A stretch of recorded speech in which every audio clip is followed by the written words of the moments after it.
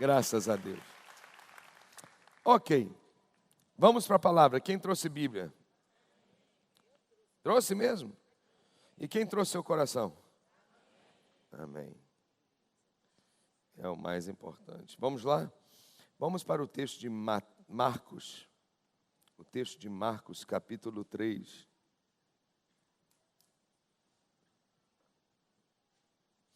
Deus abençoe cada amigo, cada convidado que está aqui hoje pela sua primeira vez. Tão feliz que você veio. E pedimos as maiores bênçãos do Senhor sobre sua vida. Marcos capítulo 3, a partir do versículo 20. Vamos primeiro orar juntos. Quem pode colocar a mão sobre o coração? Querido Deus, nós queremos convidar o Espírito Santo para tocar nossos corações. Estamos declarando: esse coração é seu, ele está aberto e ele precisa de ti. Que seja a tua mão, Jesus, agora sobre o nosso coração, abençoando a nossa vida, transformando o nosso ser. Vem, Espírito Santo, nos instruir, nos ensinar, que a tua palavra seja luz em nossa mente e possa fazer sentido e transformar nossas vidas. Te damos toda a honra, toda a glória e toda a liberdade. Em nome de Jesus Cristo. Quem pode dizer amém? Amém. Gostaria de começar esse momento com uma pergunta.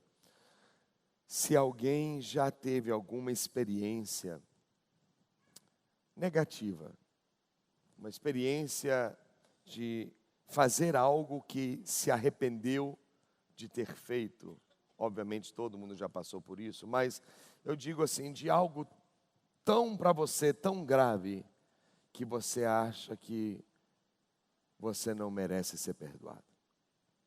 Se alguém aqui já passou por uma situação de ter cometido, quem sabe, um pecado, uma coisa que no seu conceito é algo tão terrível, tão forte que Deus não pode perdoar. Será que o nosso Deus é assim? Hoje a gente quer entender o poder desse perdão, a extensão desse perdão, e se realmente existe alguma coisa que eu posso fazer e não ser perdoado por Deus.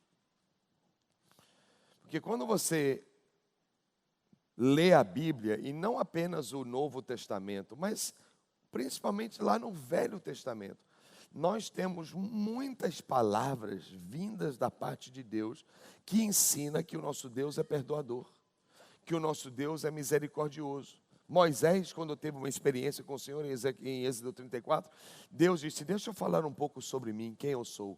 Eu sou um Deus compassivo, sou tardio em me irar, eu sou paciente, eu perdoo a iniquidade, perdoo a rebelião, eu perdoo o pecado. Há tantos textos na Bíblia que falam sobre a disposição de Deus em nos perdoar. E eu vou repetir, não é uma ideia do Novo Testamento, não é um conceito pós-cruz, não, é uma coisa que vem lá de trás. Há milhares de anos Deus tenta trazer essa mensagem. Por exemplo, o Salmo 103, ele diz assim, versículo 3, é Deus que perdoa todos os seus pecados. Quantos pecados? Todos. E cura todas as suas doenças. Versículo 12 diz, e como o Oriente está longe do Ocidente, assim Ele afasta para longe de nós as nossas transgressões. Glória a Deus por isso. Quem pode dizer amém? Veja outro texto, Velho Testamento, Isaías 43, 25.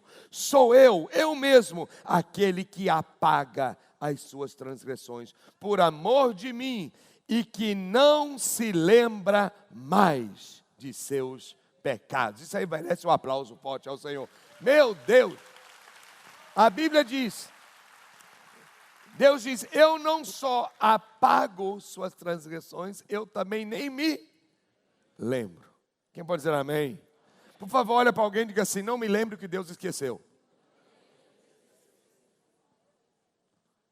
Amém ou não?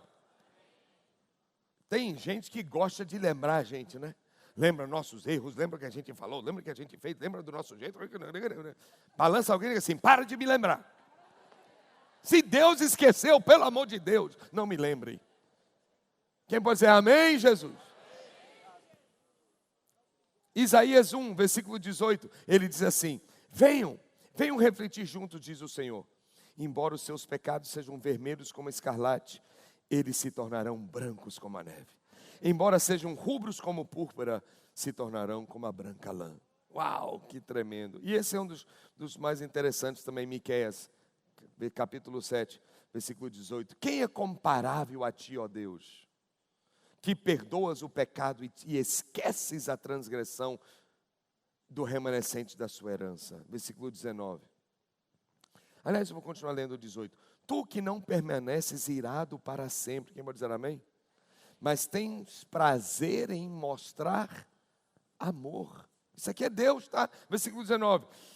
De novo terás compaixão de nós, pisarás as nossas maldades. Em outras palavras, vai destruir a maldade. E atirarás todos os nossos pecados aonde? Nas profundezas do mar. Quem vai dizer obrigado, Jesus? Então, essa é a alegoria do texto, que diz assim: Deus pega os nossos pecados e Ele lança de uma forma tão longe, tão profundo, que é uma maneira que não há mais como nós acessarmos. Ele joga lá o pecado, lá no fundão do mar, e coloca uma placa lá bem grande para todo mundo ver: proibido pescar. Não pode mais acessar. Quem pode olhar para o sermão e diga assim: deixa quieto. Então a Bíblia ensina que os pecados são perdoados por Deus, não importa qual é. Todos os pecados Ele perdoa.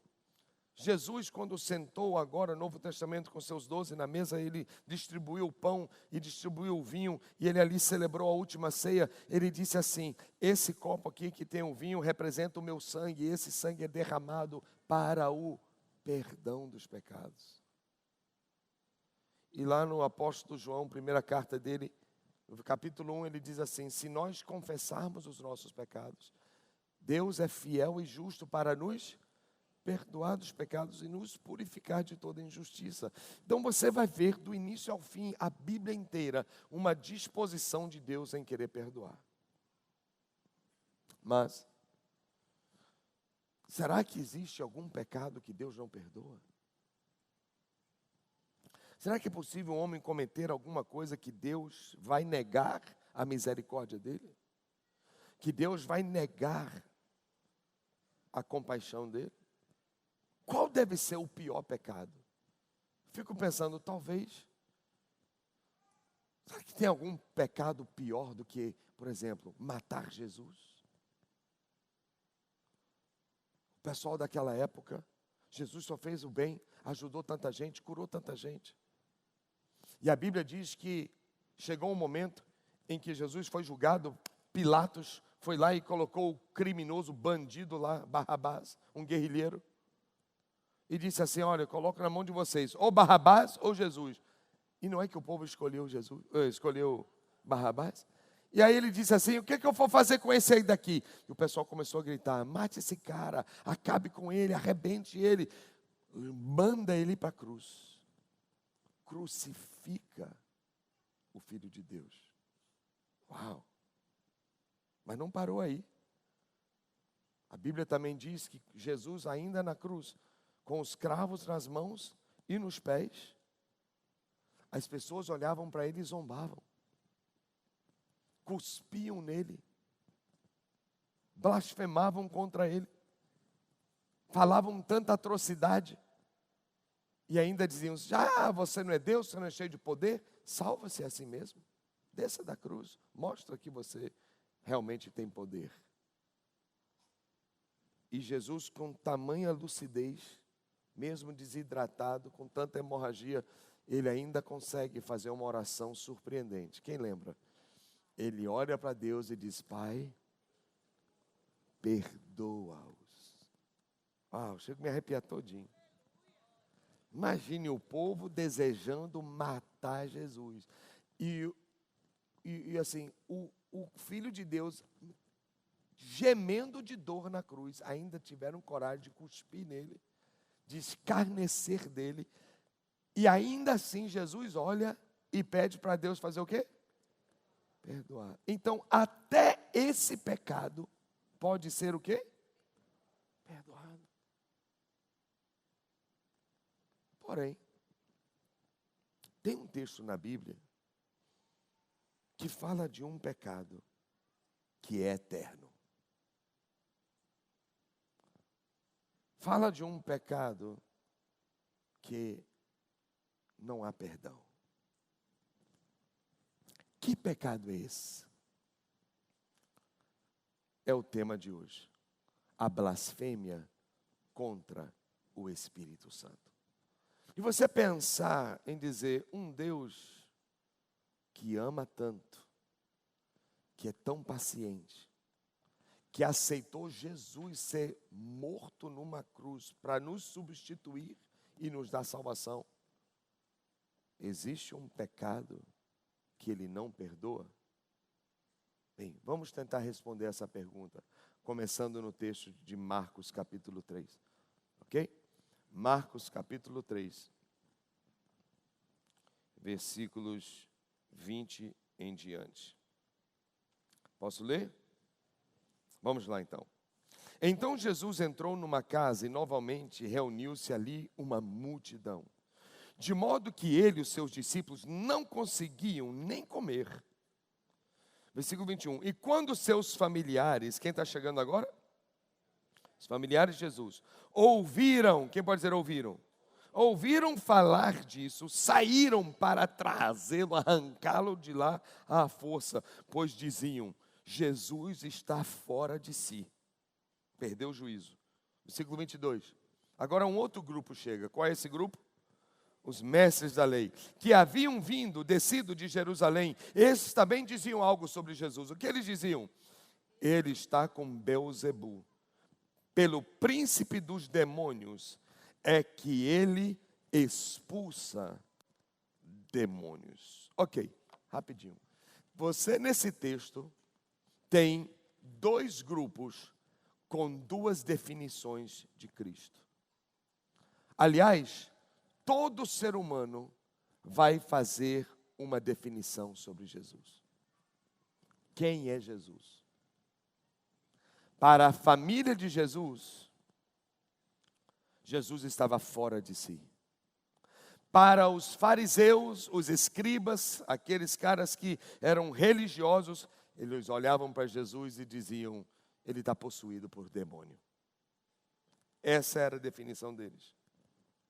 Duas definições, dois grupos diferentes. E agora, o primeiro grupo é a família. E a família, literalmente, olhava para Jesus e achava que ele estava louco. Jesus enlouqueceu. Está fora de si, perdeu o juízo. Por que eles julgaram isso? Que a Bíblia diz que eles ouviam falar sobre Jesus.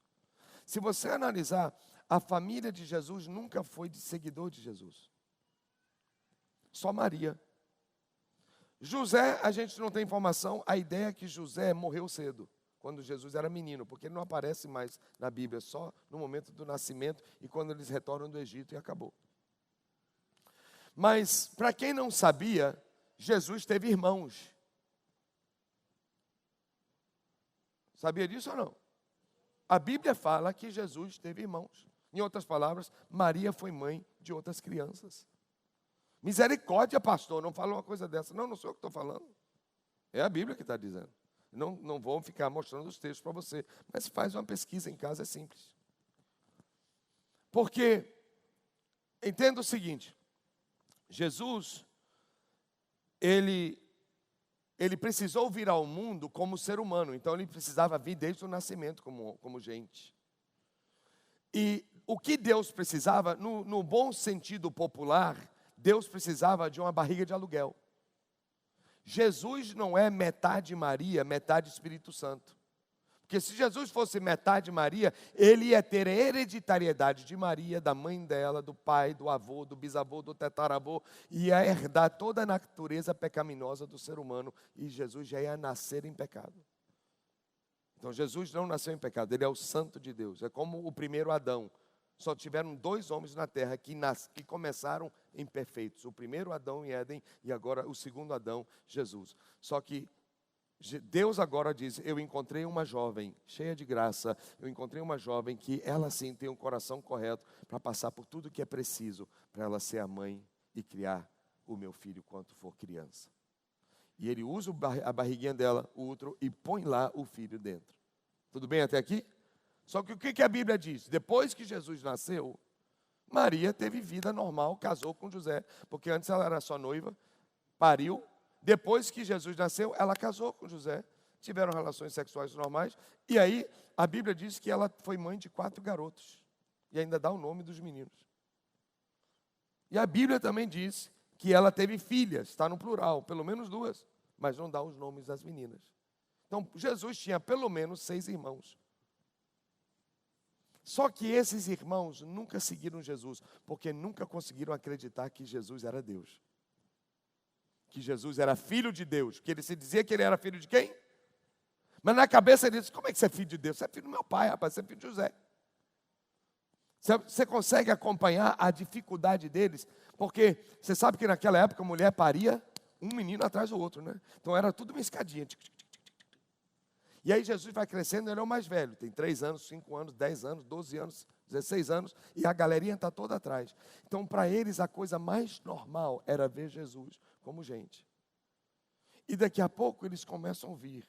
Jesus está fazendo um milagre. Jesus está fazendo prodígios. Jesus está tendo uma multidão. E eles estão dizendo, peraí, eu conheço Jesus. Jesus nunca fez milagre. Quando ele tinha 5 anos, nunca fez milagre. Quando ele tinha 9 anos, nunca fez milagre. Nunca fez milagre com 12, nem com 15, nem com 17, nem com 18, nem com 21. Como é que agora com 29 ele de repente começa a fazer tudo que é milagre? E eles acham que Jesus está o quê? Fora de si, que Jesus está ficando louco. E eles agora estão preocupados porque uma multidão, eles estão sabendo que uma multidão está atrás de Jesus. Eles querem arrancar Jesus à força. Para sacudir, balançar e dizer, qual é o seu problema, rapaz? O que você acha que você está fazendo? Quem você acha que é? É, grande pergunta. Jesus sabia quem ele era, mas os irmãos não criam nele. Inclusive, teve um outro momento que Jesus estava em outra casa e não tinha lugar para entrar, e os irmãos mandaram uma mensagem dizendo, ei, sua mãe está lá fora, seus irmãos também estão lhe chamando. E Jesus surpreende todos e diz assim, minha mãe? Minha irmã, meu irmão? Quem é minha mãe? Quem é meu irmão? Quem é a minha irmã? A não ser estes que fazem a vontade do meu Pai. Eles não me seguem. Minha família, minha mãe, meu pai, meu irmão, minha irmã, são estes que estão aqui. Essa é a minha família. Maria foi a única da família que seguiu Jesus. E aí o que acontece? A primeira opção que alguém pode dar sobre Jesus, definição que alguém pode ter sobre Jesus, primeiro, é que Jesus é maluco. Essa foi a conclusão da família dele. Ele perdeu o juízo. Estar fora de si significa exatamente, ele perdeu a cabeça, perdeu a razão. É maluco. Ele está aí enrolando as pessoas. E outra coisa, porque eles não seguiam Jesus, eles não viam os milagres de Jesus. E quando eles moravam em Nazaré, e Jesus uma vez foi visitar Nazaré, a Bíblia diz que Jesus naquele lugar não pôde fazer milagre nenhum. Por quê? Porque o povo ali tinha o quê? Um coração duro. Então nem na cidade deles eles puderam ver, eles só ficavam ouvindo. Jesus ressuscitou. Ah, isso é conversa, isso é louco, isso é ilusão. Ele está criando uma ilusão. Jesus está enganando as pessoas, é louco. A primeira, hoje eu vou te dar três definições de como alguém pode classificar Jesus ou definir Jesus. Quem é que lembra a época de prova? Letra A, B, C, D e E. Para mim eram as questões mais fáceis, né? Porque já tinha as opções. Uma ali está certa. E às vezes a letra E tinha assim, todas as de cima. Aí que pegava, porque você ficava dizendo, meu Deus, qual será? Mas é tão fácil que é só letra A, B e C hoje à noite. Qual é a letra A? Opção 1, Jesus é maluco. Fora de si. Opção B. Agora, aliás, outra coisa que eu esqueci. Graças a Deus, que a Bíblia também ensina, que teve um momento que que os irmãos de Jesus acreditaram nele. Glória a Deus, que a Bíblia até diz isso, né? Crer no Senhor Jesus Cristo e será salvo tu e a tua casa.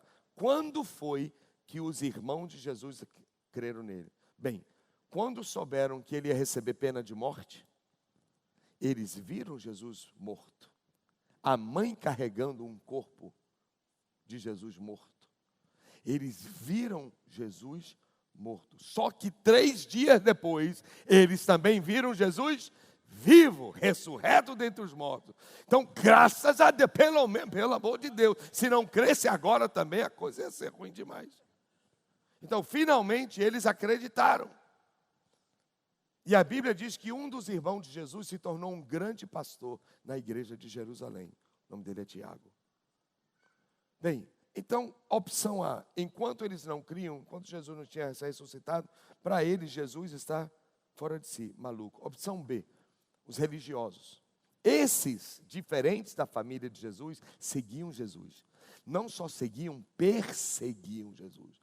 Aonde Jesus estava, tinha fariseu. Lembra? Você não percebe isso na narrativa? Você lê Mateus, Lucas, você lê Marcos, você lê João. Todo lugar onde Jesus está, tem religioso. Meu Deus, me livre. Mas era pedra no sapato dele. E aí eles estão de olho, tentando pegar Jesus de alguma forma, tentando fazer pegadinha nele, tentando fazer perguntinha para ele, acusando ele de alguma forma, analisando tudo. Só que aqui tem um detalhe, a coisa pegou para eles. Por quê? Porque Jesus fez tanto milagre, mas curou tanta gente, que não tinha mais como eles negarem que Jesus tinha poder sobrenatural.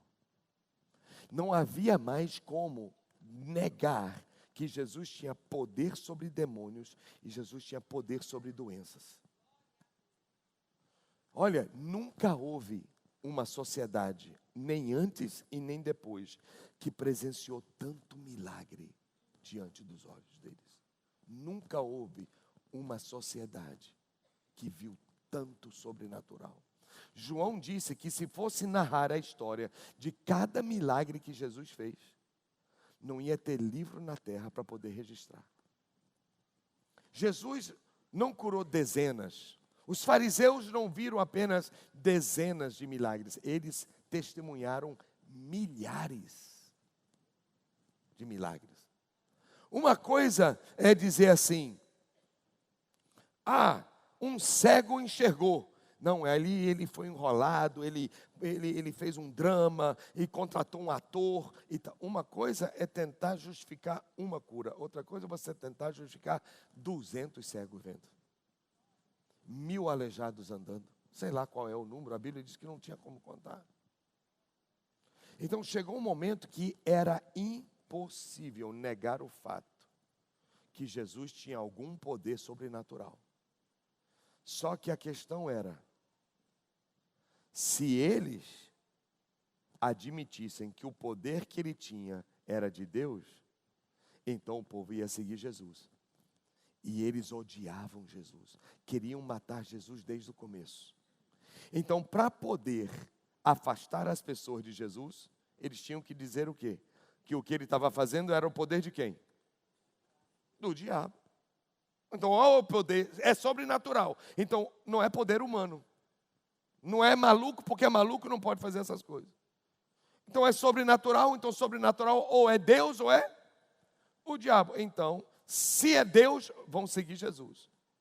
Então, para não seguir Jesus, eles têm que dizer o quê? Que é do diabo.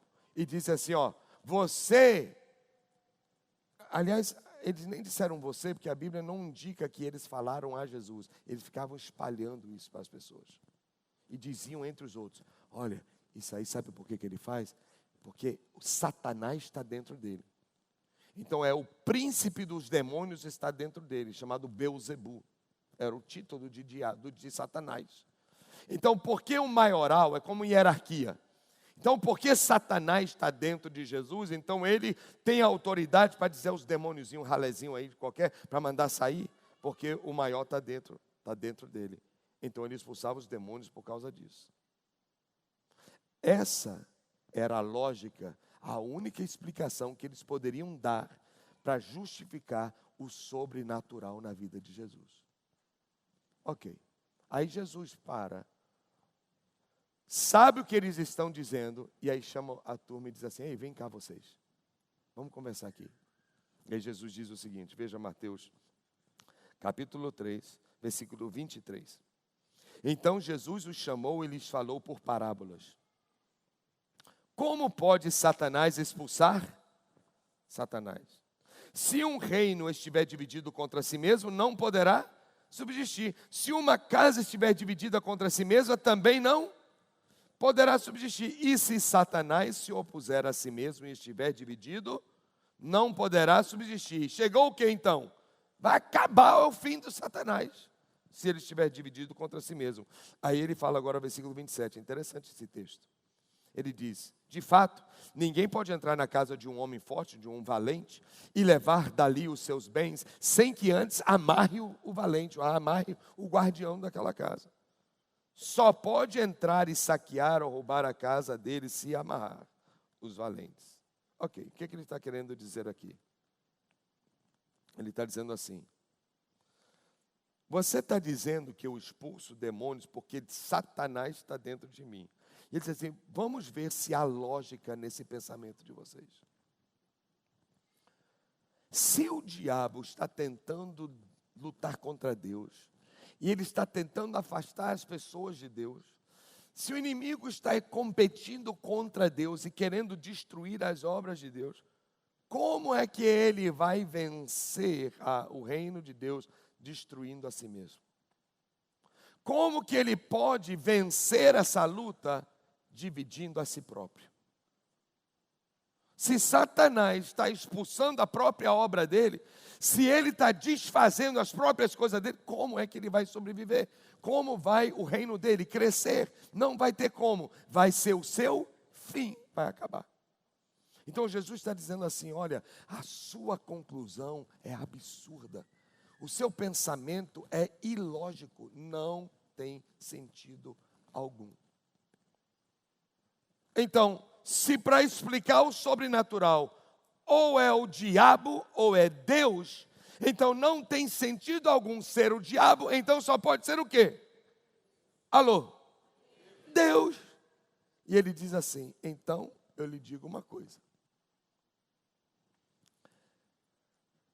Não é possível alguém entrar numa casa e saquear a casa se não amarrar o valente que está protegendo aquela casa.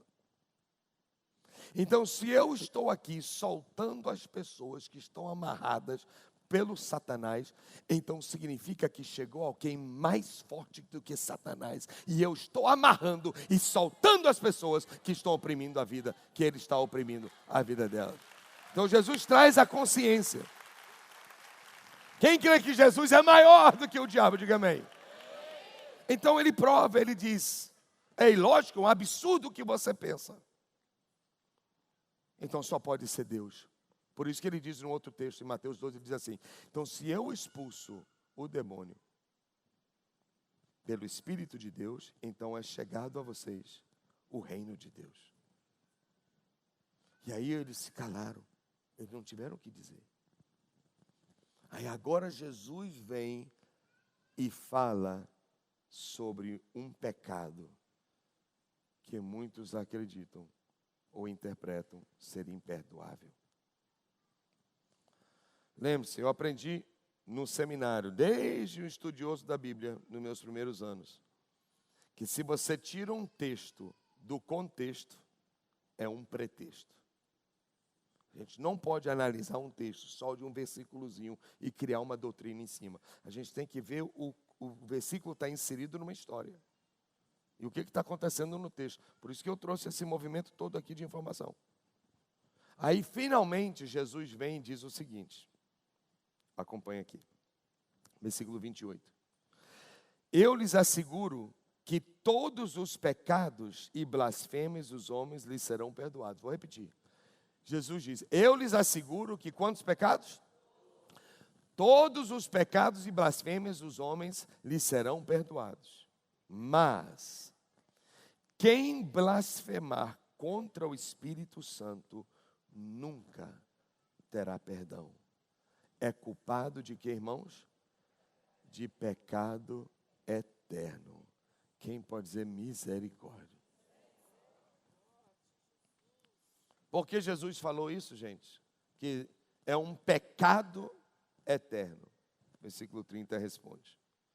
Jesus falou isso porque eles estavam dizendo o quê? Ele está com o espírito imundo. Então veja bem. Pastor, o que é blasfemar contra o Espírito Santo? Vou tentar ajudar você nesse sentido. A Bíblia diz, em Filipenses 2, tem alguém ouvindo, não? A Bíblia diz que Jesus, antes de vir ao mundo, está na glória. Está escrito assim, sendo Deus, não se aproveitou da condição de ser Deus e veio ao mundo como Deus. Não, ele se esvaziou. Imagine uma bola de festa. A sua condição divina de ter todo o poder e usar seu poder na terra como Deus, ele esvaziou. Ele não veio ao mundo como Deus, ele veio ao mundo como homem, mas continuou sendo filho de Deus. Ok? Aquele que criou os céus e a terra, a Bíblia diz que nada do que foi criado sem Jesus. Tudo foi criado por meio dele. Então, ele é o Todo-Poderoso, como Pai, como Espírito Santo, mas quando ele veio como homem, ele não veio com o poder para ser Deus. Não, ele veio à terra para ser homem. Mas de onde veio o poder dele? Não era dele, porque o dele ele abriu mão. Ele tinha poder porque era do Espírito Santo. E a Bíblia diz que quando ele saiu do Rio Jordão, ele foi batizado nas águas, e quem veio sobre ele? O Espírito Santo. E ele agora foi cheio do Espírito de Deus. Por que ele abriu mão do poder dele? Porque ele quis mostrar para mim e para você que nós, como gente igual a ele, poderíamos ser cheios de um poder que não é nosso, um poder que é divino, que nós também, cheios do Espírito Santo, podemos repreender o inimigo, expulsar demônios, curar enfermos e ter uma vida vitoriosa aqui na terra. Quem crê nisso, diga amém, bem bonito, bem forte. Bem, e agora Jesus está nascido de uma mulher, um ser humano, mas com uma mente divina. Eu vou dar mais um exemplo. A medicina ainda não chegou nesse nível, mas já tem filme que já assim, imaginou essa possibilidade de fazer um transplante de cérebro. De assim, uma pessoa aqui, fisicamente, a mente dela morreu, mas o corpo está bem. O de cá, pega o cérebro de um e transfere para o corpo do outro. E a pessoa agora está num corpo, mas com o cérebro de outra pessoa. Com todas as memórias de outra pessoa. A medicina não chegou lá. Mas tem filmes sobre isso. Como era Jesus? Jesus era uma pessoa que tinha um corpo de humano, de gente normal. Só que a cabeça dele, as memórias dele eram ainda e sempre foi de filho de Deus, do Deus da eternidade, que criou as estrelas, que criou o planeta, que separou os continentes dos oceanos. Ele é o Todo-Poderoso aqui na mente dele. Só que o seu poder, que ele podia fazer assim e derrotar o diabo com o estalo, ele abriu mão do seu poder para poder ser gente e mostrar que como gente podemos ter acesso a um outro poder, que é do Espírito de Deus. E agora, Jesus, cheio do Espírito Santo, ele é conduzido. Aonde Jesus vai, é porque o Espírito Santo disse, vai para ali, vai para aqui, vai para o deserto, vai para Jerusalém, desça para Samaria, vai para Galileia, volte para Jerusalém. E ele era conduzido pelo Espírito Santo. E tudo que ele fazia, não era no poder dele, era no poder do Espírito. Ele curava pelo poder do Espírito Santo. Ele levantava um morto, ressuscitava pelo poder do Espírito Santo. Ele restaurava um leproso pelo poder do Espírito Santo. Então, quando as pessoas falaram contra Jesus, ou seja, falando das obras que ele fazia, não é nem falando agora do caráter dele ou da pessoa dele, estão julgando as obras dele, é porque as obras deles eram feitas por meio de quem? Do Espírito Santo. Então, ao falar contra as obras de Jesus, estão falando contra a pessoa e o poder que manifestava essa obra, que era o Espírito de Deus. O que é blasfemar? Blasfemar é agredir com palavras, é arranhar a imagem, é ofender. Mas a Bíblia diz que até as blasfêmias são perdoadas. Porque o próprio Paulo disse isso. Você vê na carta de Timóteo, capítulo 1, Paulo diz assim: de todos os pecadores eu sou o pior, porque eu fui perseguidor da igreja e eu blasfemava. Paulo admite que ele blasfemava. Como que Paulo blasfemava? Antes de ele se converter, ele falava mal de quem? De Jesus. Criticava Jesus, dizia que Jesus era mentiroso, era charlatão, etc. Então vejam, quais são as opções? Primeira opção, a ideia da família dele, ele é maluco. Opção B, ele é mentiroso. Ele diz que é da luz, mas na verdade ele é das trevas. Ele diz que veio de Deus, mas na verdade ele veio do diabo. Essa era a conclusão dos religiosos.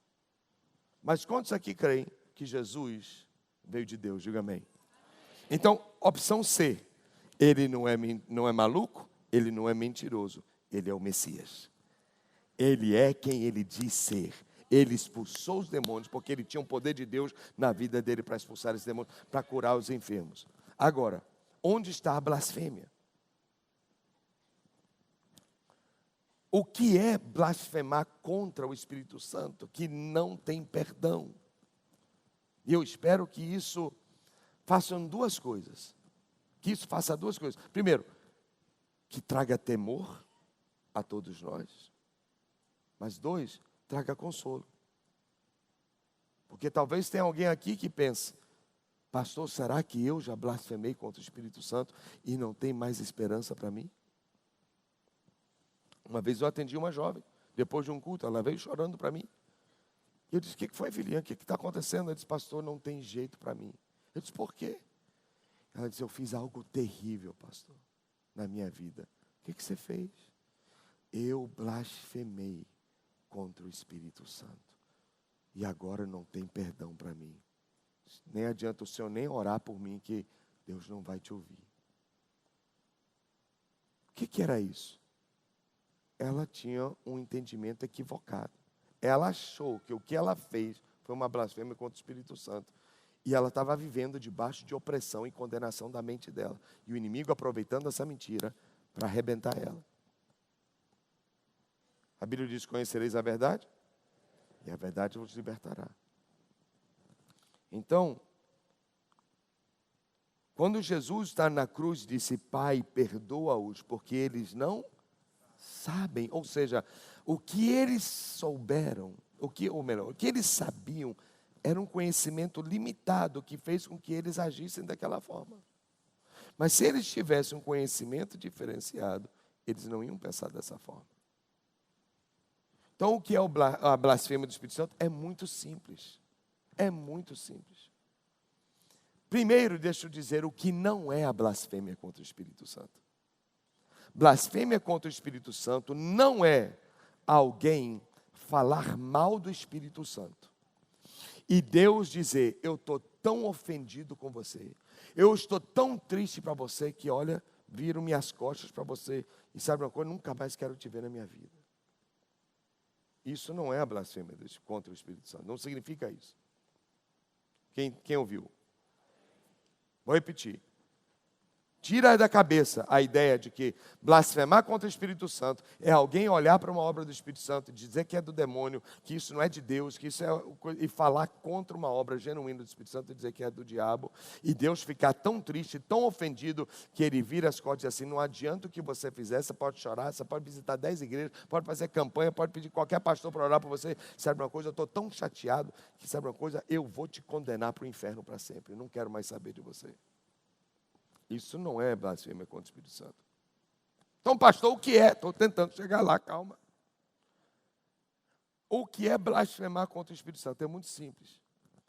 Preste bem atenção e aqui a gente encerra. A Bíblia ensina que a salvação é por arrependimento e por fé em Jesus. A Bíblia diz: arrependei-vos e crede no Evangelho.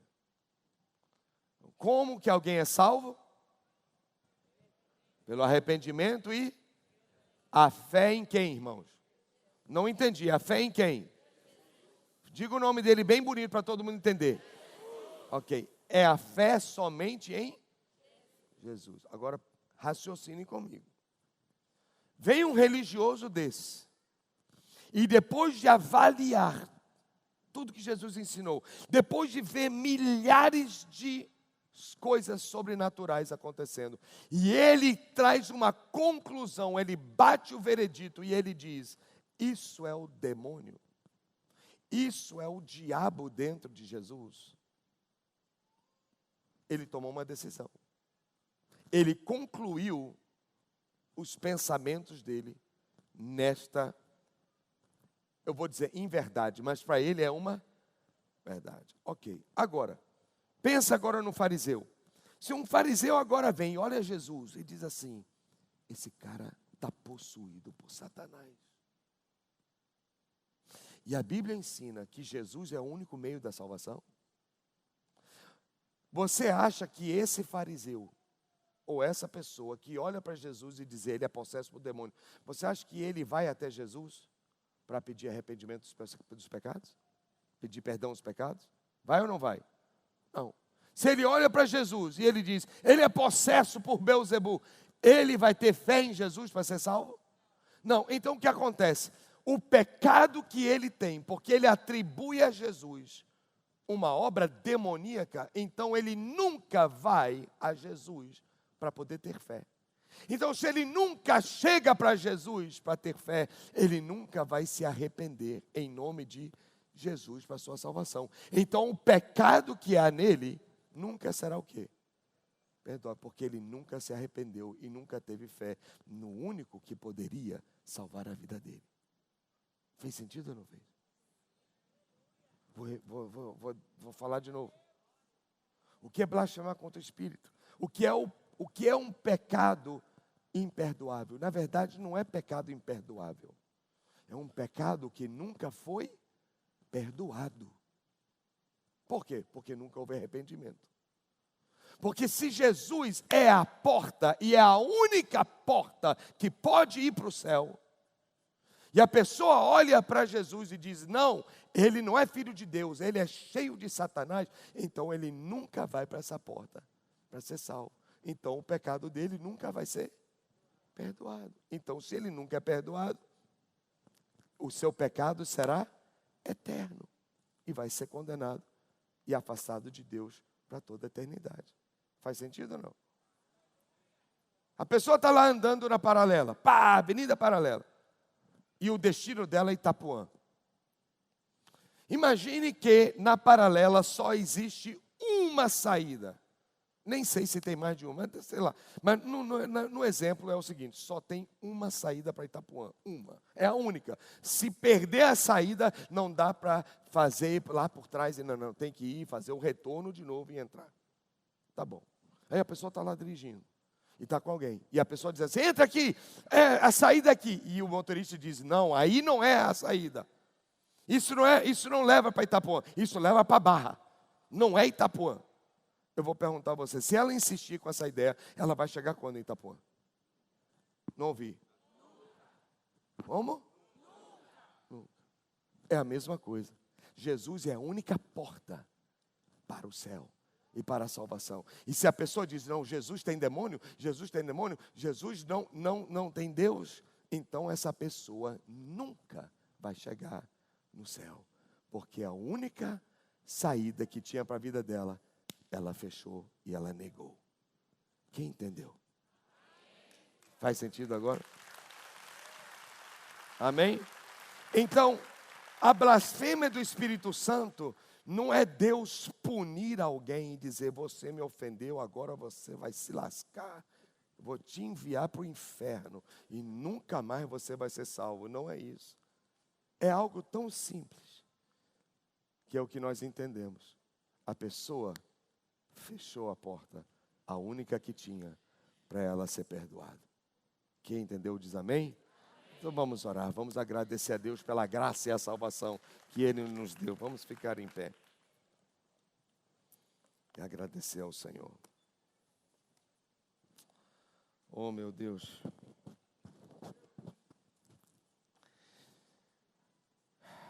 Então, já que esse é o ano do derramar do Espírito Santo, e temos falado tanto sobre a pessoa do Espírito, a obra do Espírito de Deus, eu achei pertinente a gente tirar um domingo para falar sobre um tema que é tão relevante sobre o Espírito Santo, mas que muita gente se equivoca e muita gente traz confusão e acaba tendo até condenação desnecessária. É possível alguém hoje blasfemar contra o Espírito Santo? É. Mas não é tão normal. Não é tão comum. Tem gente que não crê em Jesus hoje? Alô? Tem gente que acredita que Jesus não é filho de Deus? Tem. Mas até o agnóstico, ou talvez até o ateu, não chegue tão longe em dizer que Jesus é demoníaco. Talvez ele simplesmente nem crê. Mas mesmo assim, talvez é possível. Sendo raro, mas talvez é possível alguém blasfemar contra o Espírito Santo. E ela fechar a porta, porque ela concluiu que Jesus não é a salvação, nem o Salvador. Então, se você está aqui hoje, e quem sabe em algum momento você veio com um pensamento, uma dúvida, dizer: será que um dia eu blasfemei contra o Espírito Santo? Eu vou dizer uma coisa. Se você não chegou a uma conclusão final da sua vida sobre tudo que você ouviu e avaliou Jesus, então não se preocupe. Você tá naqueles, como Jesus diz: Pai, perdoa-os, porque eles não sabem. E só o fato de você estar aqui hoje à noite é uma boa indicação de que você nunca cometeu esse pecado, para a glória de Deus. Quem pode erguer as mãos para aquele que é cheio de misericórdia, cheio de compaixão, cheio de amor? A Bíblia diz que Ele é cheio de paciência, que perdoa todas as nossas falhas, perdoa todos os nossos pecados. Pai, obrigado. Obrigado porque o Senhor sempre quis nos mostrar, desde a antiguidade, que o Senhor é um Deus perdoador. Que o homem pode chegar em qualquer estado em sua presença e receber uma nova chance. Nós te agradecemos porque o seu desejo de nos salvar foi tão grande que o Senhor aceitou o próprio Filho ser crucificado para substituir nossa vida, levar nossa dívida, levar nossa morte, levar nossa condenação. O Senhor deseja tanto a nossa salvação, que Jesus veio a esse mundo e morreu por nós. E depois o Senhor ainda envia o Espírito Santo para estar conosco, para nos convencer do pecado, da justiça e do juízo, para estar na terra tocando no coração dos homens, para que eles sejam atraídos até Jesus. Quanto investimento, quanto esforço que o Senhor faz para trazer os homens para perto de Ti. Quem aqui pode dizer obrigado, Senhor? Diga obrigado pelo Teu Filho Jesus. Obrigado por Jesus ter ido à cruz. Quem pode dizer obrigado pelo Espírito Santo, que veio a esta terra e um dia tocou meu coração, um dia me convenceu, um dia me mostrou que eu precisava de salvação, que eu precisava ser perdoado. Quem pode orar em voz alta e dizer: Senhor Jesus, de todo o meu coração, eu quero te agradecer por ir até a cruz e morrer em meu lugar, por assumir os meus pecados. Senhor Jesus Cristo, obrigado por me oferecer perdão Obrigado pelo Espírito Santo que veio ao mundo tocar meu coração e me convencer da minha necessidade de ser salvo. Santo Deus, eu quero abrir meu coração cada dia mais ao Espírito Santo, para que eu possa cada dia mais ser mais cheio do Espírito Santo, estar mais perto do meu Deus, ser mais parecido com o meu Jesus. Diga: querido Jesus, de todo o meu coração, eu te agradeço por me evitar, por me ajudar a não cair neste mal de blasfemar contra o Espírito Santo, de cometer um pecado eterno. Mas pelo contrário, o Senhor me deu o perdão eterno, e para toda eternidade serei perdoado, porque creio em Ti, Jesus. Tu és o meu Senhor, Tu és o meu Salvador, e eu creio que por toda eternidade estaremos juntos na presença de Deus Pai. Obrigado de todo o meu coração, hoje e para sempre. Amém. Amém. Amém. Amém. Pode aplaudir bem forte mesmo. Aplaudem com gratidão no coração. Se existe pecado eterno, existe também perdão eterno. E eu recebi esse perdão. E na eternidade eu vou louvar o nome de Jesus.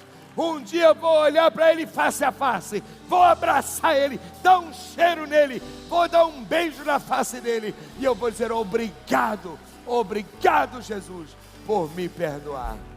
Como diz essa canção, vamos terminar hoje à noite com esse coro que diz: infinito, ousado amor, que deixou as 99 só para me encontrar. Quem pode dizer glória a Deus? Dá mais um aplauso ao Senhor. Oh, impressionante, infinito, ousado amor de Deus, oh, que deixa as 99 só pra me encontrar. Oh, não posso comprá-lo, nem merecê-lo, mesmo assim se entregou. Infinito, ousado amor de Deus. Quem pode dizer glória a Deus? E o último aplauso àquele que morreu e ressuscitou e nos deu o Espírito Santo para habitar conosco. Glória a Deus. Quem recebeu a palavra hoje à noite, diga amém. Então vou pedir a você abraçar alguém e diga assim: fique em paz, porque também existe o perdão eterno. O perdão eterno, para a glória de Deus. Que você tenha uma semana maravilhosa, que você possa curtir a presença de Jesus em sua vida por todos esses dias. Que o Senhor te guarde e lhe proteja onde você estiver, em nome de Jesus. Um beijo no coração, shalom. Amo vocês, shalom.